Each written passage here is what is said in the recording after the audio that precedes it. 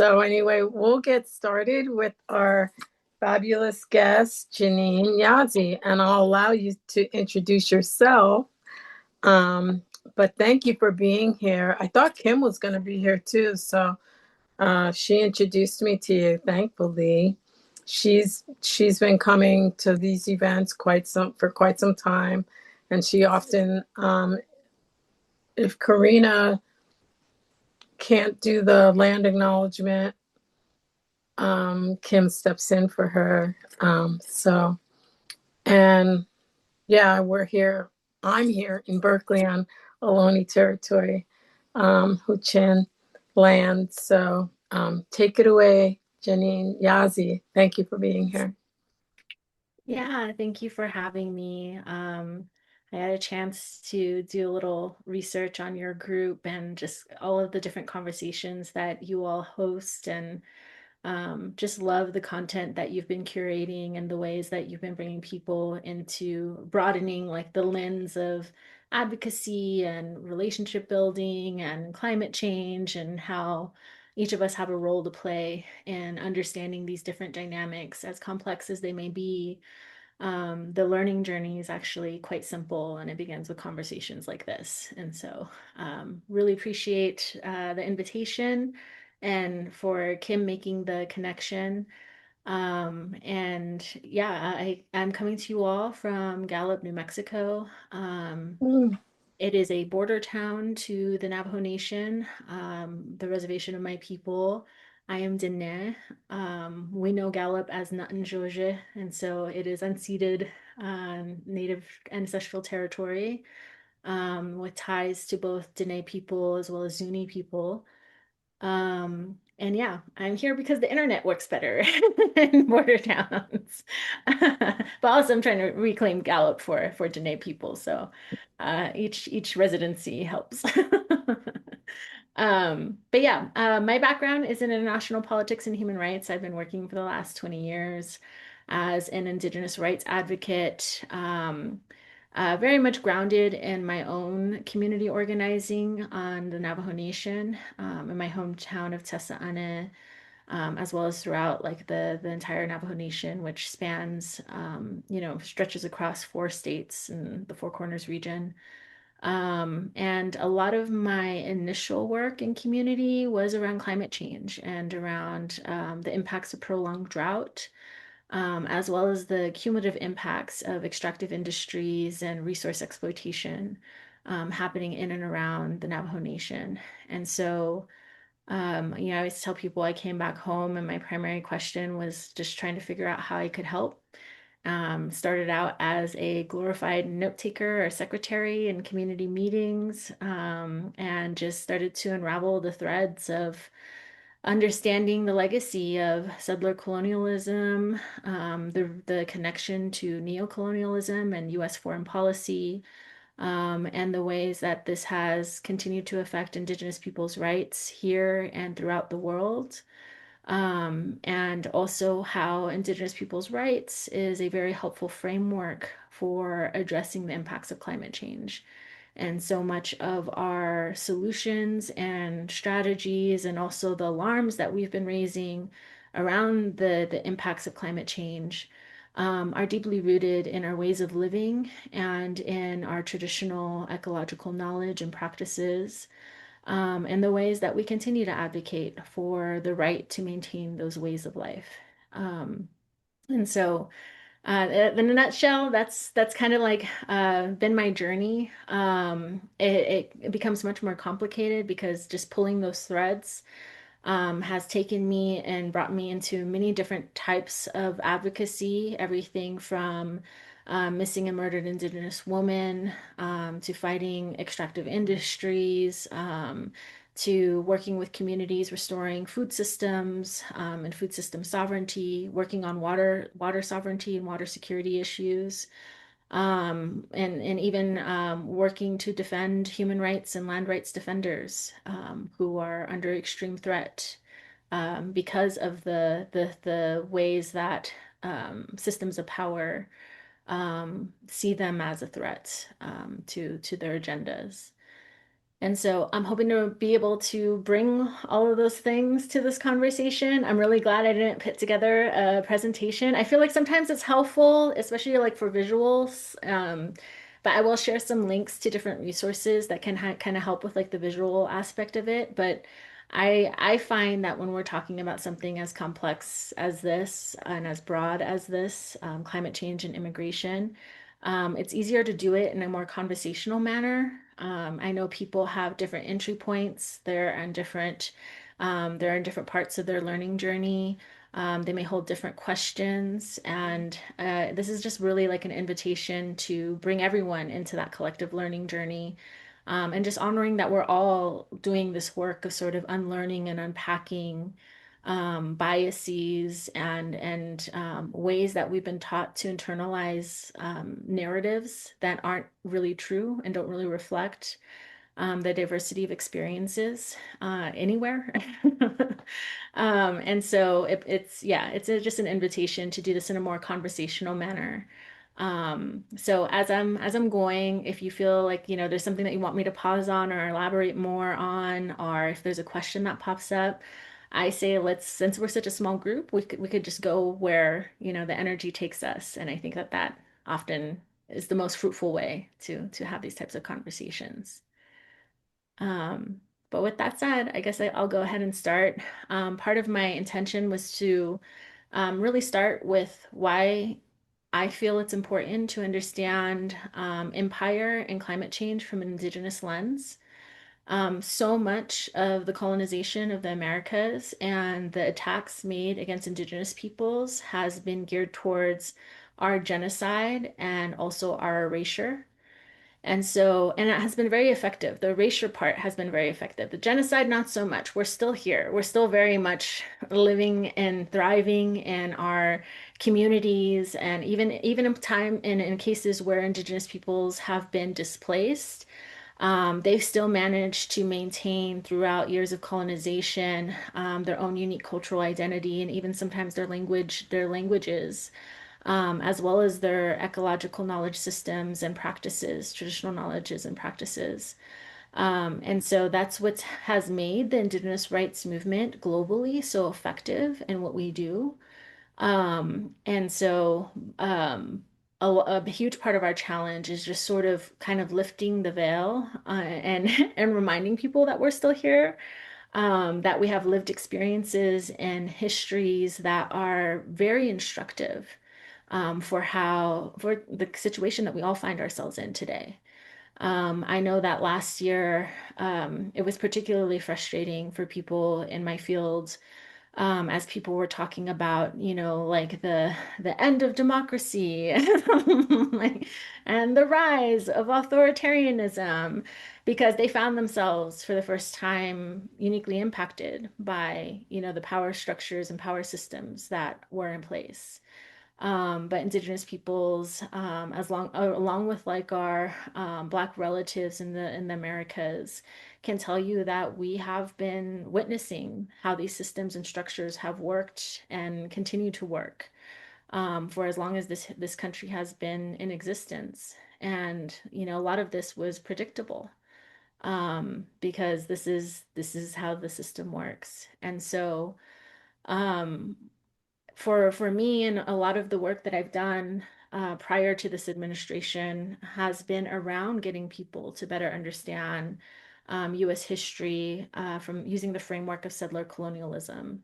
It seems people are very scared to to really understand that, or to accept that narrative, because so many people to the Americas that aren't Indigenous are part of that settler colonial project. And it's not, the framing is important, not to place blame, even though, land back still is very much a core part of the Indigenous rights movement. People will clutch their pearls and be like, "What, you want all the land back?" Like, including mine. Um, but it's a good way to enter into conversation, because for us, land back isn't about possession of land, even though return of homelands is a part of that. It's not like the reinforcing the private property model, but it's about a return to a relationship with the land where we are allowed to be the people that the land wants back in return. And that means like our life ways, our ways of life, our practices are very much rooted in respect for all living things and all of the essential elements that connect and make possible all of life on this planet. And so I find that it's one of the most beautiful things about working on Indigenous rights in a global perspective as well as in a very local context is that despite our diversity of histories, because we've all have different experiences with colonization from the Americas to Africa to Europe. Our histories are very different, but they have some patterns when it comes to the effects of colonization and ongoing colonization. But we also have very different languages. We have very different cultures and customs. We have very different ceremonies. But the ways that we've been able to find unification in our advocacy across the globe, despite those differences, is on those set of values of understanding that the ultimate goal is to have the right to life and the right to living that allows us to uphold our responsibility to Mother Earth and to all forms of life, that allows us to be good relatives to all humans and non-human relatives.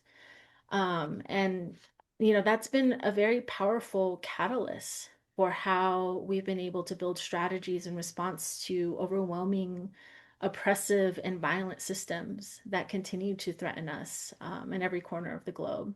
And I think that that's ultimately the core message that we share with people when we're trying to combat the invisibility of Indigenous peoples, and bring more recognition and more light to our histories of resistance. Because with climate change in particular, we all share vulnerabilities and we all share a need to restore our responsibility to our environment, to each other, to the resources that we use and that we depend on, and the responsibility to create systems that are more just and sustainable in the long term. Um, I know a lot of people, especially in the environmental movement, have adopted a lot of indigenous sayings, and one of them is like, we don't own the earth, we inherit the earth, and our responsibilities to future generations, and different variations of that. Um, and a lot of people have adopted like seventh generation planning and what that means. That also comes from some indigenous cultures, though not all. Like I said, we're very diverse. But there's also a more like concrete historical history that I think is really important to our movement now, around like Indigenous experiences and Indigenous histories of resistance, because we're not still here by accident. We haven't, it's not just happenstance or just like generations and generations of good luck surviving under extremely genocidal and violent oppressive systems. Um, our continued existence is actually instructive for what we face now as a human community.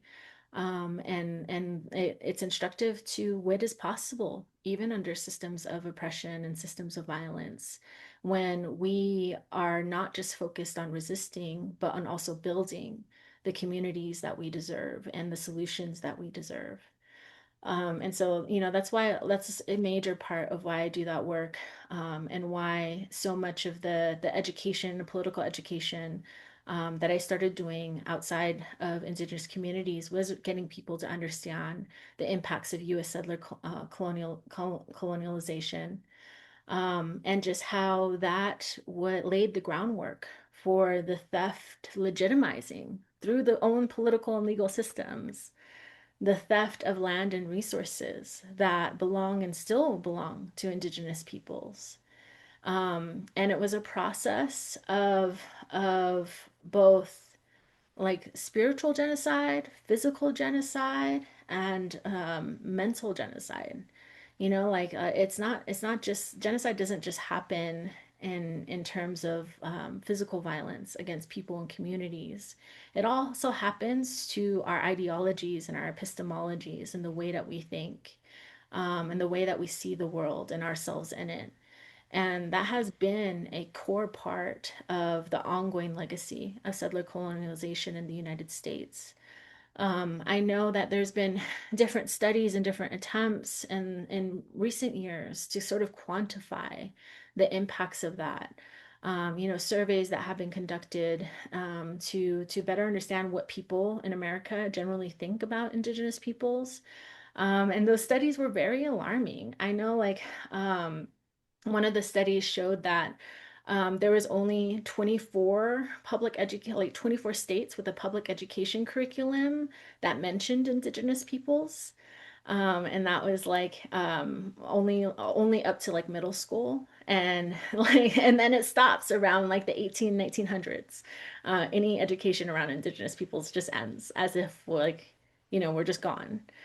There was the whole mascot issue. There's been studies on like representation of Indigenous peoples in media. And all of these have shown this compounding effect of how successful the United States has been in erasing the visibility of Indigenous peoples here. And that's very purposeful, right? But when you think about the structure and the development of the political and economic infrastructure of the United States, all of it is based on the not only the theft of resources of Indigenous peoples, but also the treaty making done with Indigenous peoples when the United States was legitimizing itself as a country. Those treaties like are referenced as the supreme law of the land for that reason. And yet we have continued to see the violation of those treaties up until now. And the development of tribal governments and of reservations were also a continued part of that project, because we start to see in that process and in that history how American democracy was very much centered on a heteronormative patriarchal concept of leadership and of power. A brief example is how even in the Navajo Nation, in my nation, the American representatives would not deal with our traditional governance structures because we're a matriarchal society. The woman had control over what was agreed to when it came to our lands and resources, when it came to the future of our people. And so replacing that with a tribal government, which only in recent years has had females elected to tribal government positions, was part of that settler colonial process to take away our traditional forms of governance and replace it with something that more reflected the American political system and the values that they hold about who legitimately holds power, and who legitimately can make decisions on behalf of peoples or behalf of a collective. And I could go down a whole thread on just that topic, but overall, the experience that we've seen with this nation building and the structure and building of the United States was that it proposed and promoted a form of development that was contingent on using violence for the exploitation of human and natural resources.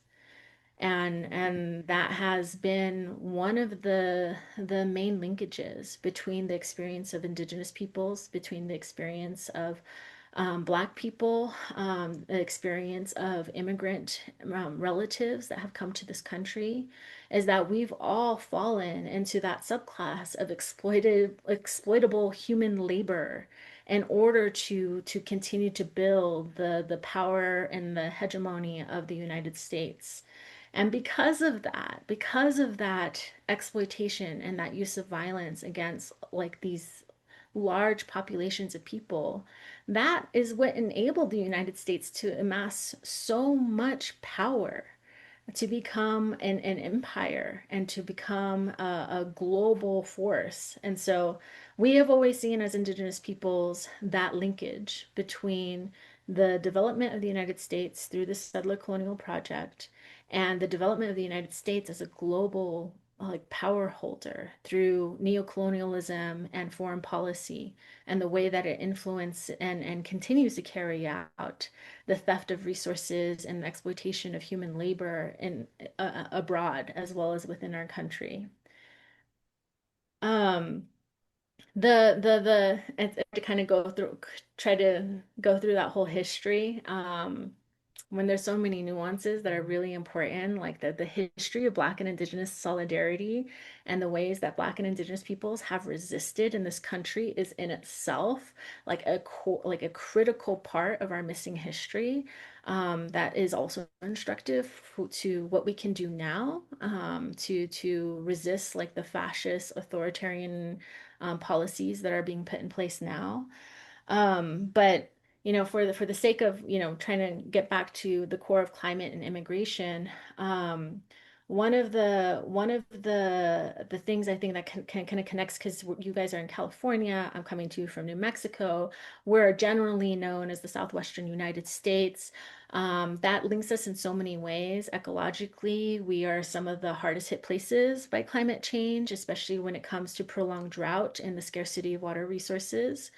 And the history of like the colonization of the West, it was largely successful through the food systems and through the forced displacement of indigenous peoples from critical areas. And the displacement actually moved entire indigenous populations, or actually shrunk their homelands, I should say. Like a lot of us are still on like our ancestral territories, but our ancestral territories were much bigger during pre-colonial times, and they overlapped. Like we didn't have the borders like how we do now. Native lands were very much integrated. Like we moved across our ecosystems. Like we a lot of us had ways of living that adopted a logic that the climate does naturally change, that we can move with rivers, with water systems, with herds, with plants. And we can, like our homelands were covered much larger areas. And so when our homelands got shrunk to less desirable places, it actually forced us into places that are now hold more climate risk and vulnerability than our overall ancestral homelands do. And despite that, the destruction of our food systems was also the destruction of traditional ecological practices and life ways that contributed to climate adaptation and mitigation responses and to sustainability in ways that our current systems don't do. Our current food systems and the way that we produce food is extremely unsustainable. But when you look at traditional ecological approaches to food systems, it was about ecosystem management. It wasn't just about, producing monocrops in a given area and manipulating the environment around you to produce those crops. It was about working with the rains, working with the changing seasons, working with the water flow, working with the wind patterns. And so much of our pre-colonial like movement across these lands and areas transcends the colonial borders of the United States. The movement, like the trading of seeds, like also moved past those colonial borders of the United States. And so, we have these deep, rich histories in the Americas that show what it would be like to understand that our well-being and the sustainability of our communities, the ability to feed ourselves, to feed our families, requires a cooperation that goes and moves beyond these colonial borders and concepts of country and of state. Um, and so, as an example, I'll go to, the Colorado River Compact, which was entered in 1922. And it's like that when it was entered into, Indigenous peoples weren't considered human, let alone citizens of the United States. And so we weren't counted as a population as the Colorado River, this transnational river, right? One of the few transnational rivers that exists. Um, we weren't counted in the allocation of that was given to states in their claim to these river systems. And so through like very, continuous political, legal, organizing strategies, tribal nations, the federally recognized tribal nations, ended up like winning the ability to claim their own rights to the Colorado River. And so now, for many states, part of their water sustainability and water security plan in response to the prolonged drought and the climate crisis is to settle tribal water claims. And this was only made possible after the Indian Citizenship Act was passed in 1924. I mean, we just celebrated the 100 years of the Indian Citizenship Act. Um, through that advocacy, like a lot of my work on the Navajo Nation really started in 2012 in response to what was introduced by Senators John McCain and John Kyle as the 100th like anniversary birthday present to Arizona, which was the Navajo Hopi Little Colorado River Water Compact. And in that, they were trying to address what was the main priority when it came to climate change adaptation and mitigation by the state of Arizona, which was to settle the tribal claims to the water resources. Because in many places we were on a development pause because there's not enough water to support the expansion of metropolises like Tucson, Phoenix, like Scottsdale, all of these areas, and to fulfill the Colorado Compact Agreement with states like Nevada and California. And so in that work, we had to not only fight for our rights to access drinking water, but we had to quantify it. We had to, and the ways that they quantified are they're trying to make us quantify it, were to prove, how many Indigenous peoples lived on the Navajo Nation, and to also prove that we could still create food systems even though they did not recognize because this is in 2012. In 2012, dryland farming wasn't recognized as a legitimate form of agriculture. And so the main claim that we could have had to our water based on needing to restore our food system because it fell under dryland farming, it wasn't considered a legitimate way means of agriculture. And so like these are just some of like the nuances and the ways that the settler colonialism and the legal, economic, and political systems that it created continued to have an impact on the ability of tribal nations to not only like right those historical wrongs, but to also like effectively advocate for rights to water that are a critical part of our own climate change adaptation and mitigation strategies. And so, the way that Indigenous citizenship and all of that stuff is counted is still mired in a lot of legal conflicts. So much so that we're still waiting for the passage of a Native American Voting Rights Act. There was a draft that was made in 2021, and it was introduced in August of that year, and no further action has been taken on it because there remains all of these barriers for Indigenous peoples to be able to actually exercise the right to vote. And these have been long term. There's systemic barriers, but the right to vote in this country is one of those core rights as a citizen in this country. And so the fact that we're still mired in that is important for people to know and understand because as we're now witnessing, these horrific, inhumane like strategies being carried out by ICE to round up and to terrorize like Black and Brown communities, there are a lot of people expressing shock that Indigenous peoples are getting swept up in that. That they're actually going after Native people and holding them, and detaining them. But for us, like, I mean, this is not a shock. This is just a continuation of this history, and this was also predictable because of how these systems and structures of power have been at play. And I think that for me and the work that I was doing around climate change, this became very apparent early on.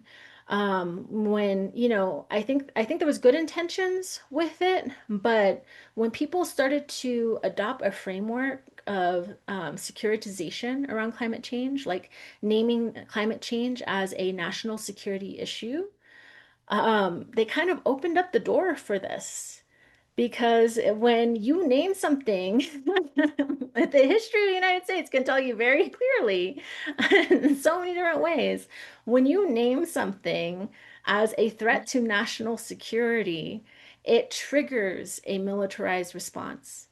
And at the same time that the framing was being made of climate change being a national security issue, these studies that were coming out, these assessments that were coming out, the data that was being collected honed in on how immigration and climate refugees were a core part of that threat.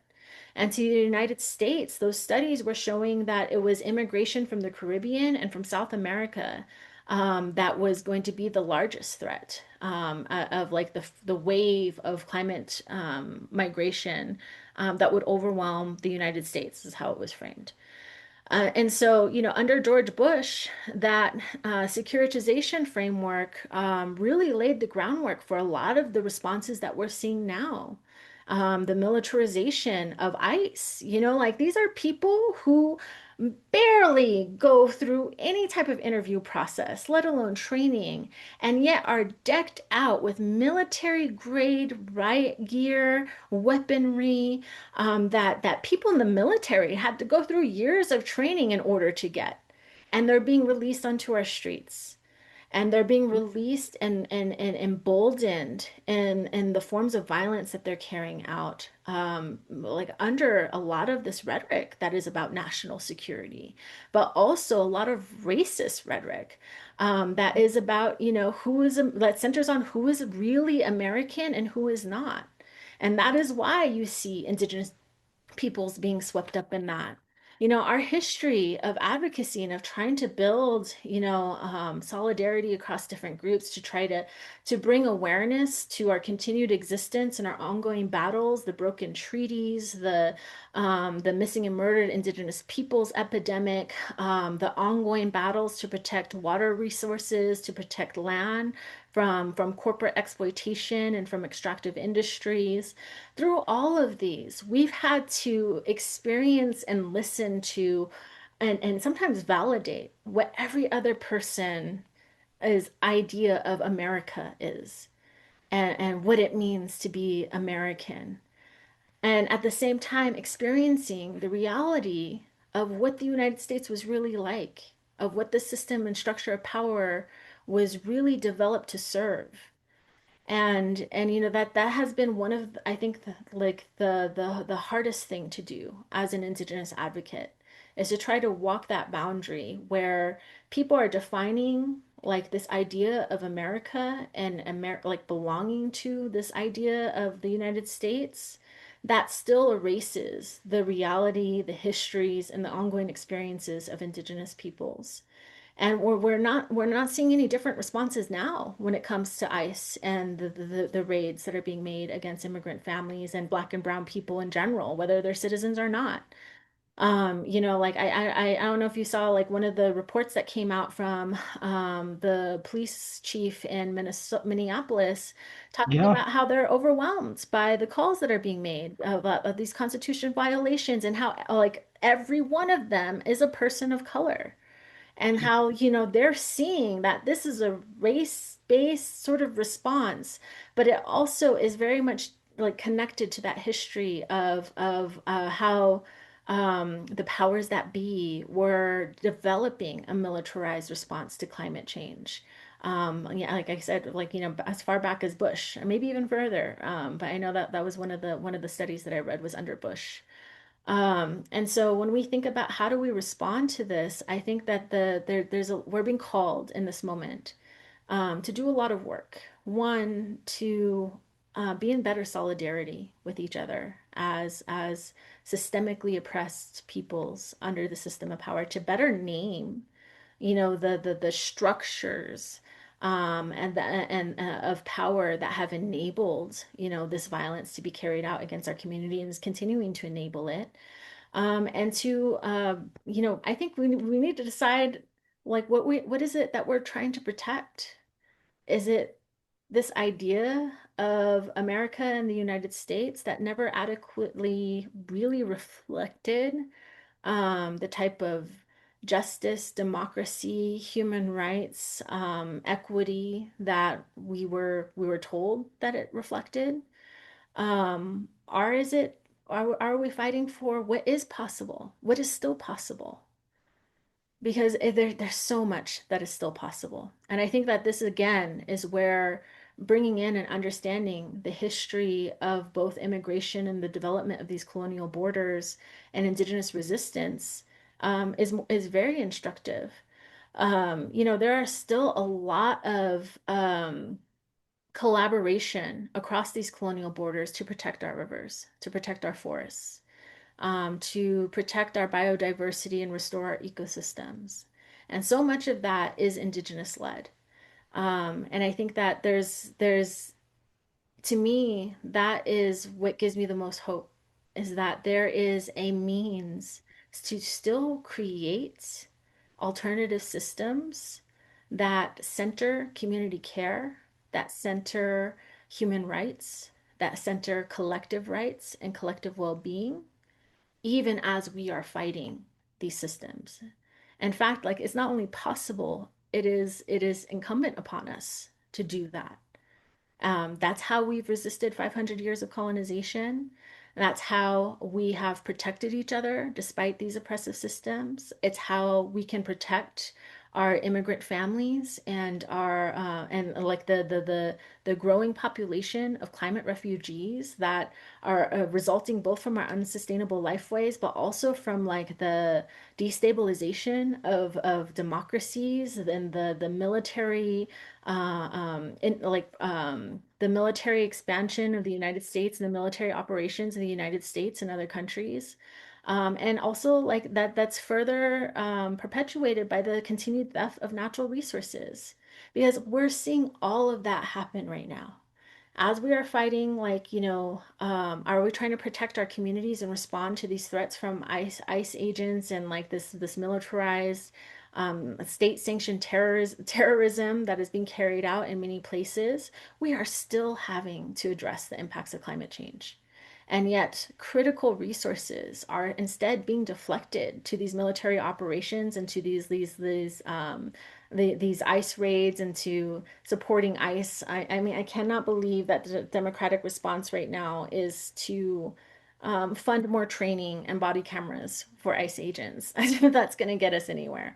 And so they're taking money away from FEMA. They're taking money away from climate change, like monitoring and adaptation. They're taking away money from sustainable food systems. They're taking away money from renewable energy in order to like pit all of that towards these efforts.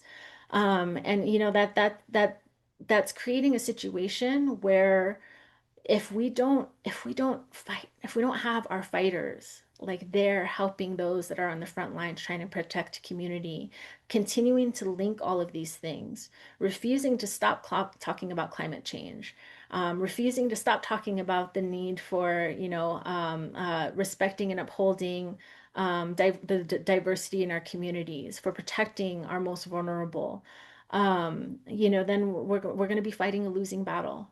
But we do have that capacity to take a systemic approach to how we're dealing with this moment. And again, this is where I think that bringing together and fighting the invisibilization of Indigenous histories of resistance is instructive and can help us chart a pathway forward where we do exactly that. I've Thank you. talked way too long, so I will stop there. Thank you. That was amazing. Does anybody have any questions? Yeah, I I do. Go ahead, Rochelle, and then Karina. I thank you so much. You've said so much. I know that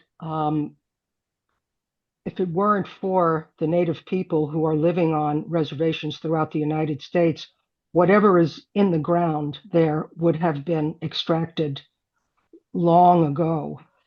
And I'm just wondering now at this moment, there are so many threats coming from so many directions.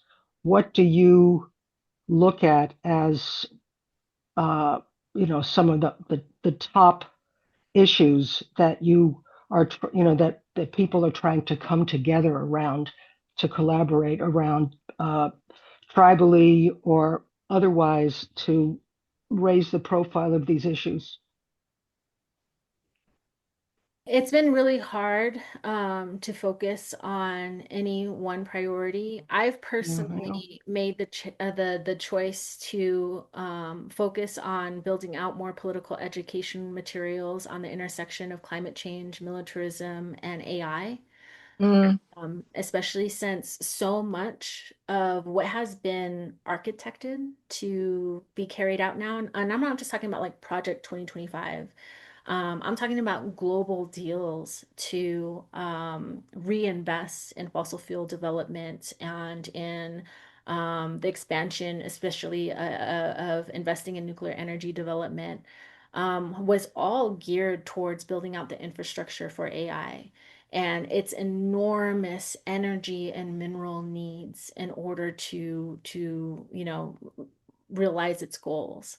Again, understanding settler colonialism is really helpful in sort of building out those political education materials because we're talking about fighting a belief system and a value system that is in conflict with what a large majority of the world really holds.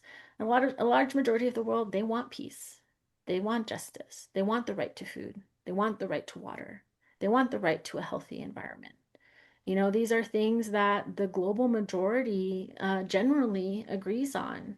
Of course, there's complexities to like what that actually looks like and what that means policy wise, but I think there's a lot that can be done with just kind of centering on those values.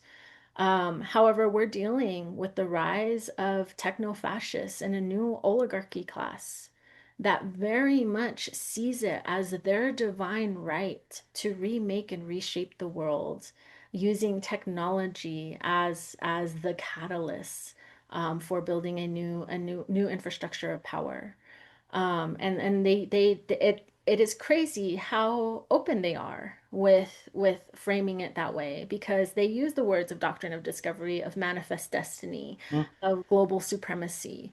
Like that's why it's important to understand how settler colonialism was so successful and how it was carried out as a collaboration between religious institutions and government institutions and military operations. mhm, Those are three branches that work together to carry out this project, and that's how it's still being used to further these goals.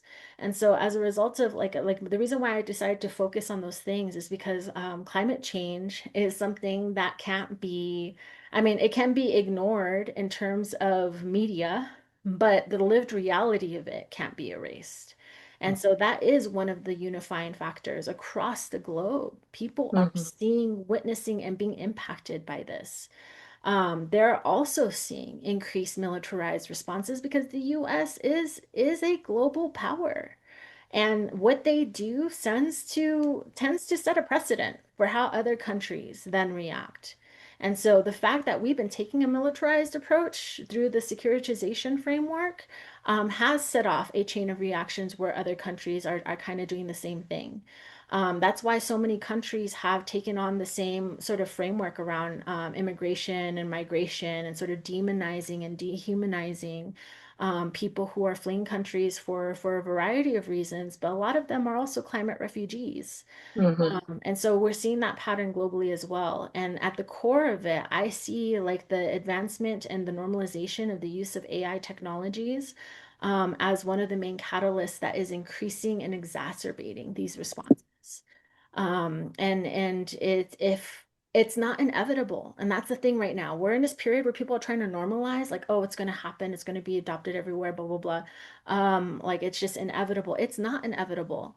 They need land, they need resources, and they need a workforce, an exploited this exploitable workforce to build out that infrastructure. And they're not there yet. I think we can, like in this moment, learn from our histories of how this has played out in the development of these states and these countries, to, you know, chart a better pathway for ourselves, to sort of leapfrog all of those horrible injustices and genocides and all the things that were necessary to make this colonial project possible, and create a better path for ourselves. And we have to, because climate change is still going to be the ultimate equalizer. Like that's the thing about what they're doing though, is like they think they will be able to save themselves with the technology and the power that they have now. And that's why, like, it's not that they don't believe in climate change, but that's why they're okay with denying it. Because the response and the protecting the masses is something they're not willing to do. But they feel, they deeply believe that they have their own protections for themselves. They have the bunkers. They own the islands in like less climate vulnerable like areas. They own and control food systems, and they truly believe that they're going to protect themselves.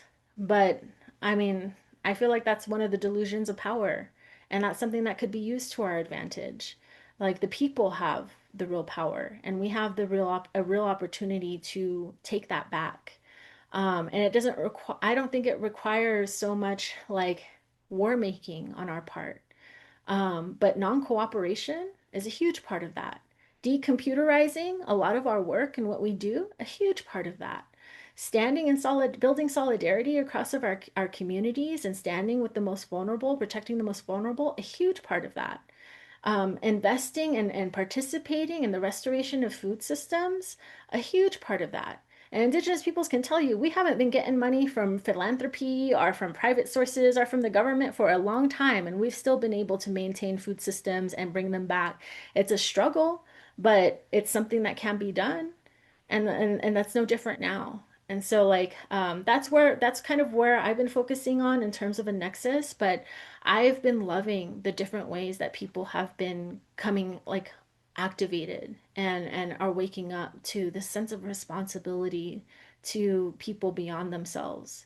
And I think that that's something to hold on to and to continue to highlight as we become overwhelmed by all of the violence that we're witnessing around us, is that we're also seeing these acts of love and of solidarity and of purpose, where people are helping each other more and more and starting to see their connection with each other more and more, even if they don't have, you know, that whole analysis or that historical analysis.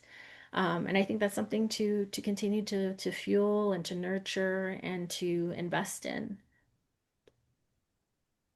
Thank you. So, okay,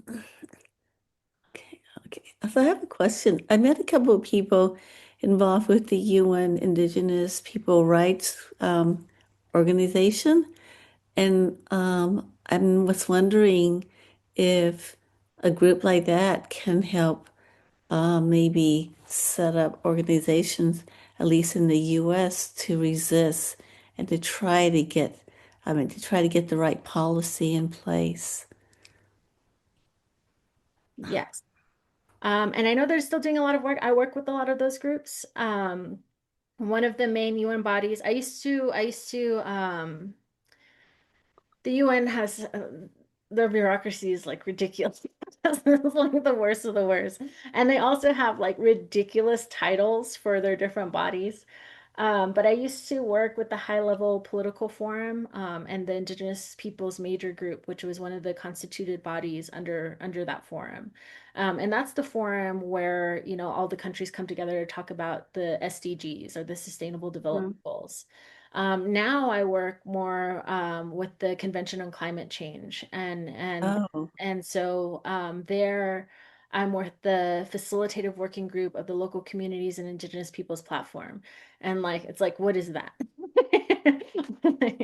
But that came out of one of the international meetings on climate change, as a sort of a trying to respond to the overwhelming data that was coming out.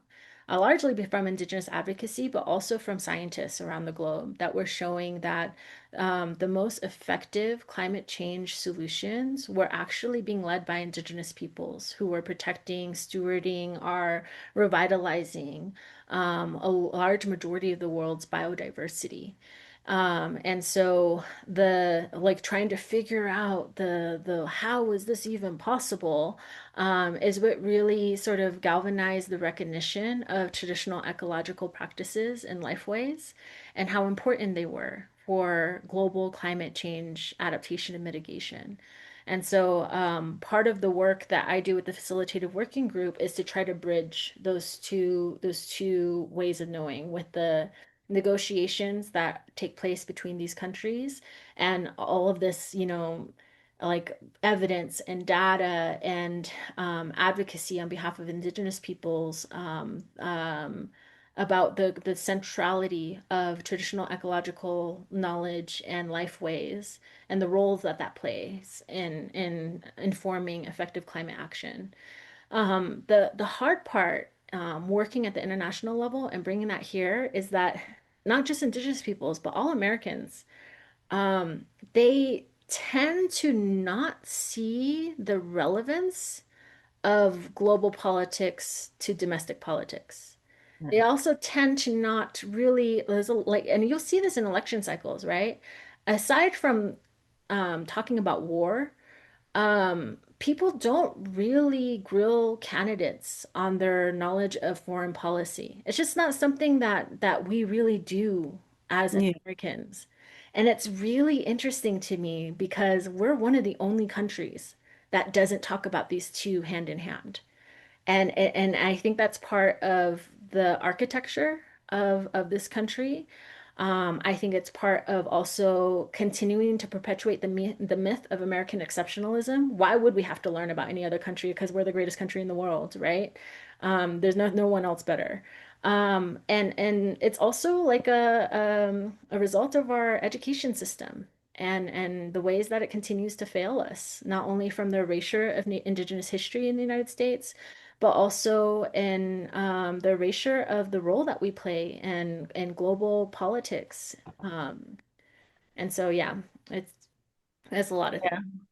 Yeah, I know like COP30, they really finally recognize Indigenous people and how important it is in terms of conservation and of land. And I know that and then while in California, I know that the governor has tried very hard to has tried to try to provide land back and provide land stewardship back to the Indigenous people. So it's happening a little bit here in California. And then like up in Northern California, that destroying the dams so that the water can flow again for the salmon. But so okay, then I have one more question. So I was wondering, Unfortunately, I have to go. Thank you so so much, Cheryl. Thank you, Thank Janine. you, Rochelle. Thank you Thank you for so being much. here. Got to Yeah. make dinner for the grandchildren. Bye-bye. All right. Enjoy. so I I she's gone. Go ahead. Okay, so I mean, in the past, I've heard about federal fundings to help with, like in the Navajo Nation, trying to provide water system, particularly the isolated area, electricity. And then and I heard about the Colorado River too, of in recognizing your need for some of a portion of the water. So I'm wondering, with the Trump now, have they eliminated the fundings for the infrastructure for access to, the water systems and electricity and Yes. Well, not not not yet to the extent that they did in Colorado. So the way that it's also like a bureaucracy, death by bureaucracy is Mhm. how a lot of ongoing like settler colonial tactics have remained effective. Um, Yeah. but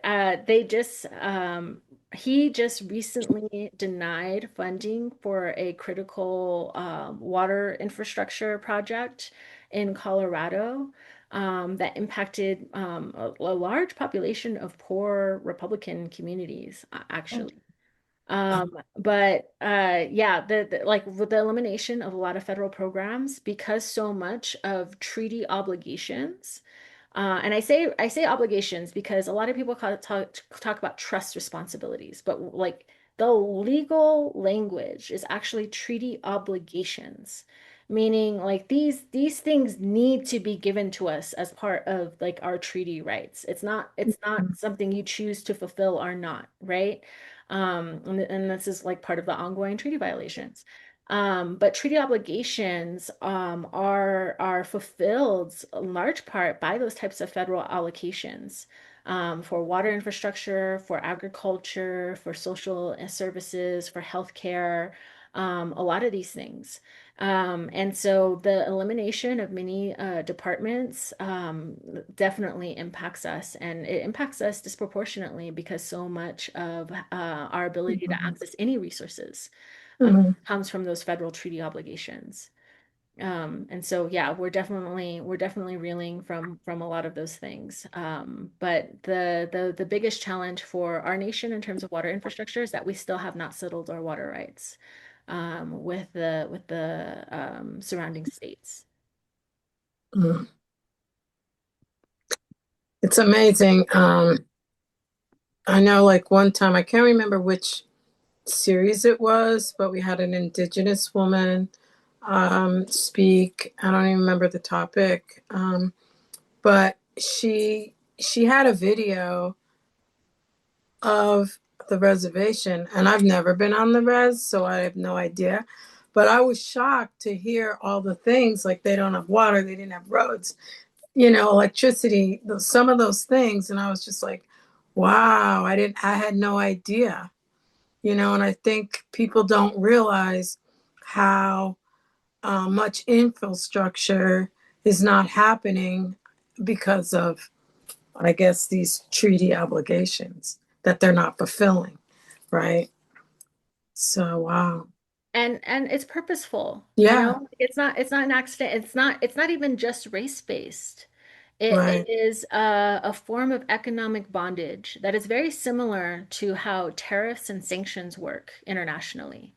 And so again, there's another one of those linkages, right? It's a form of economic bondage that makes people vulnerable so that when the time comes to be able to access and develop resources, especially rich mineral deposits that exist on these lands, that's used as the bargaining chip. Like we'll give you this money or we'll finally fulfill this obligation if you let us lease these lands or develop these minerals. And we saw a lot of that with coal development on the Navajo Nation. We saw a lot of that with the 2012 water rights settlement that I was talking about. Even though we had legal right to much of the water that was being discussed in that settlement, they were basically using it as a bargaining chip to continue to access coal resources or to waive any past, present, or future liability for any damage that happened to our lands or waters from those activities. Mm, And so yeah, this is the way like, power is exercised by these systems of governance. And it's not just and it's not smart because at the end of the day, it impacts all of us. It negatively affects all of us. And it creates mm. security vulnerabilities, climate change vulnerabilities, environmental health vulnerabilities, and public health impacts that impact all of us. Sure it does. It's terrible. It's such a crazy world we live in right now. It's like, I mean, I believe it. It's not that it's unbelievable, but who would have thought that we would be living through all of this right now? Although it has been predicted. So, but yeah, well, this has been, go ahead, Jack. You have a question?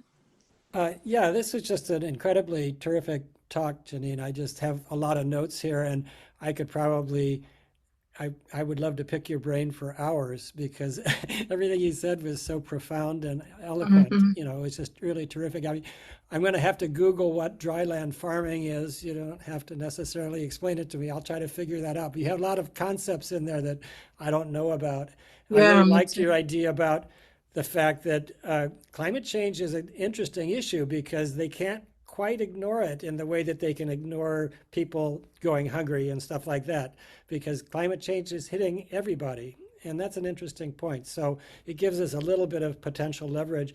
And I also really liked your point about global politics and foreign policy. I can't help, I'm very curious. What do you think about China in the world today? I mean, I know there's pluses and minuses. I'm just curious in what your thoughts are. Is it putting out a positive alternative to the U.S., or is it just something that's more of the same? I A mean, loaded question. that is a very loaded question. I can't say that I have any definitive opinion yet. I'm still kind of diving a lot into that, especially since a lot of how China works internally is still really hard to understand. I think unless you live there and have the experience of really working across diverse communities in China, it's really hard to not fall into the trap of making generalizations about their economy and how they operate. I think there's a lot of models out there that could be instructive for what's possible and what could be an alternative to the United States. But for my purposes, and for the work that I do, I tend to look more at indigenous forms of governance and in places like where they continue to fight for a sort of plurinational form of governance, because I know that for the United States, being able to uphold and protect the sovereignty of the over 575 tribes, and many more actually, because we're not just talking about federally or state recognized tribes. We have a lot of tribes across the United States and the occupied territories that we've claimed. And they all have their own form of governance. And I think that it's kind of I've tried to use the framing of like state rights versus national, like federal government structures and systems of decision making. But even that's not really a adequate example. But I do think that decentralized decision making, decentralized control of resources, is one of the ways that we could go. But as far as what China does to really establish that, I can't say, because China itself is also acted very much as a colonial empire to many nations. And still very much carrying out a form of neocolonialism in Africa and other places, and they very much deny the existence of indigenous peoples within within their countries. And so, it's really hard to be like, oh, they're a better example than the United States, because I think that, again, as a global power, the United States has sort of dictated how power is wielded and how violence and militarization is used as a tool to wield that power. And other countries have sort of fallen in line with that. And so that remains a problem everywhere. I do find it interesting how where the United States has sort of like backtracked under this administration on climate goals and transitions to sustainable forms of energy, that China's sort of taking up the leadership in that. I think that's something to look out for. But I working on the Sustainable Development Goals, have very much seen how if we try to just transition to renewable forms of energy without addressing things like consumption and waste, we're just replacing one problem with the other, because renewable forms of energy still are dependent on critical mineral resources. They still generate a waste issue and a pollution issue that we don't know how to deal with. And so even there, they don't really take that systemic approach to renewable energy transition, even if they're kind of beating us on those goals right now. Thank you.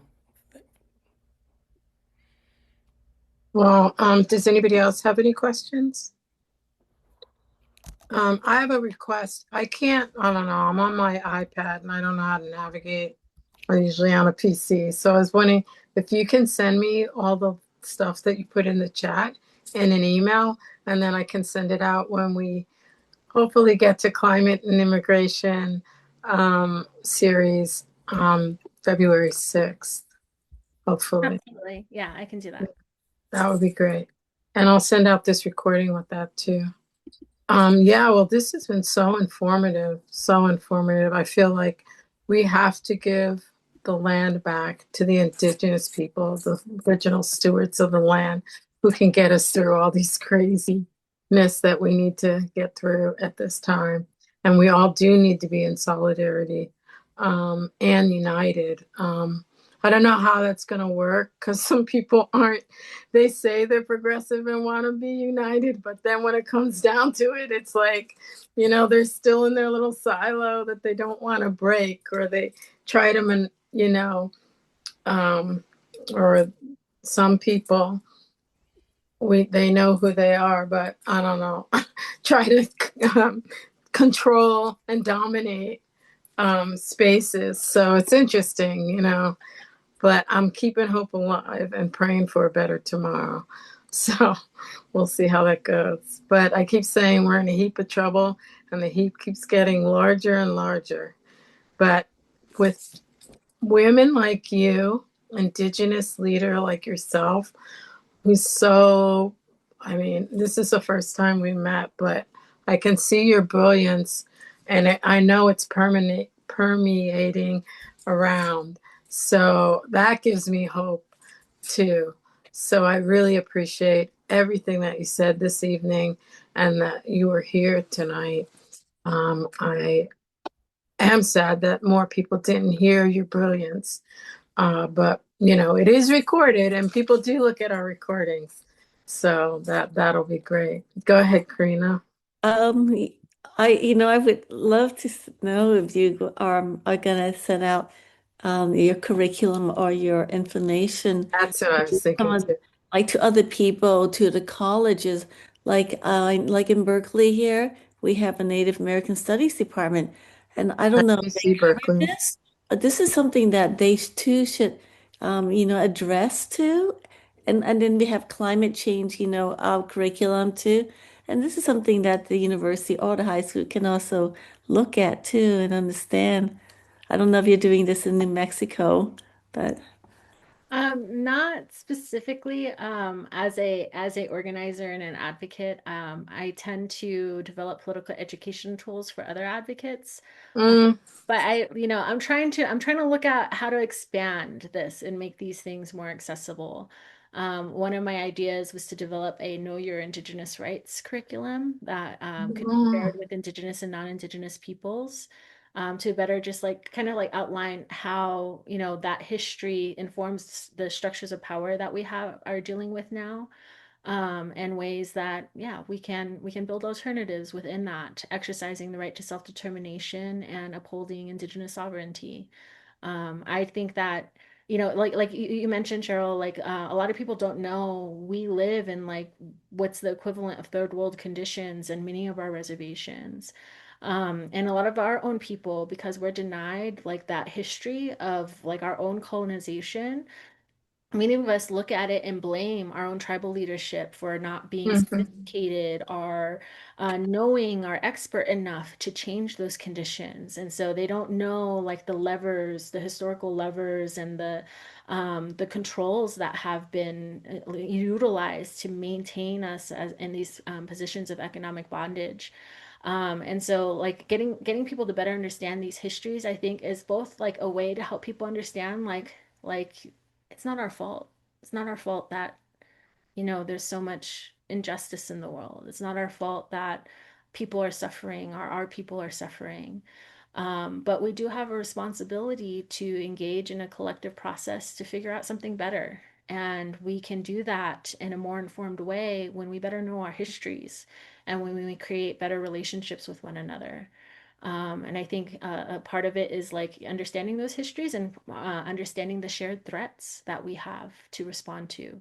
And so that's kind of like the idea behind building that curriculum. I'm not done yet, but it is something that I'm trying to work on to kind of get this out there in a different way.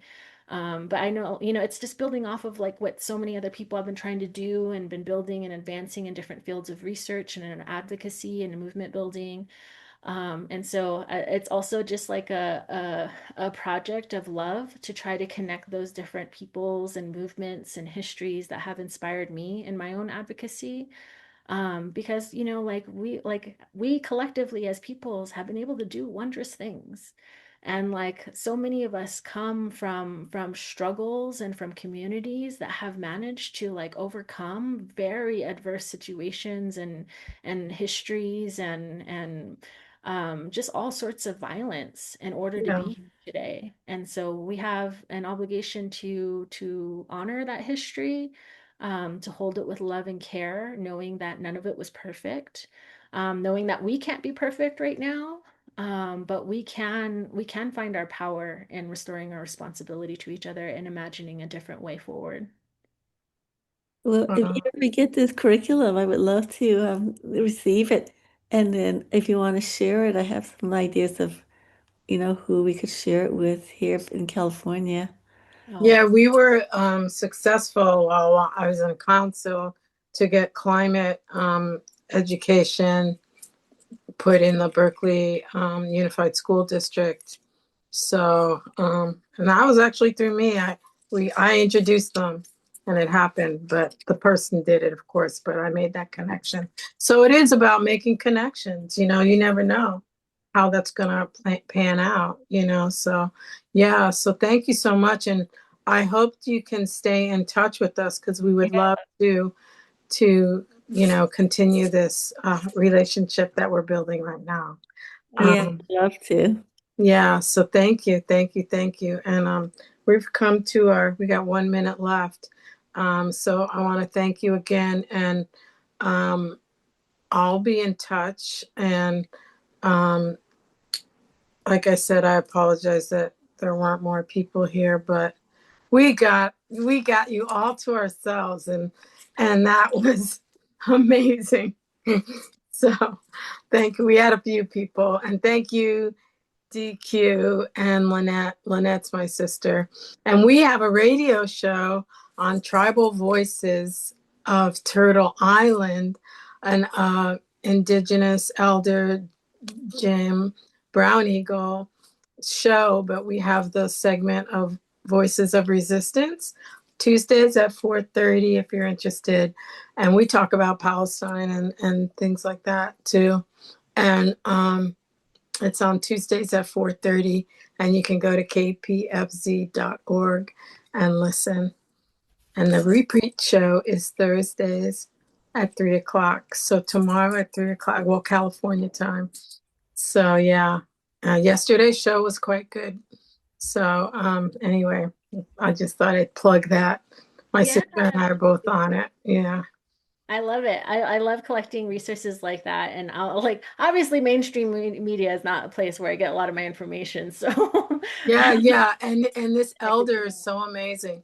The rest of his show is great. He has two shows back to back, 4 and 5, um, on Tuesdays. So yeah, it's great. But anyway, thank you. And thank you, Jack, and thank you, Karina, and thank you, DQ and Lynette and Janine. Yeah, thank you, Janine. That was great. That Have was a blessed terrific. day. Yeah. have a Okay. great All day. right. Bye, Bye-bye. everybody. Bye. Bye. Thank you. I'll Bye. stop the recording.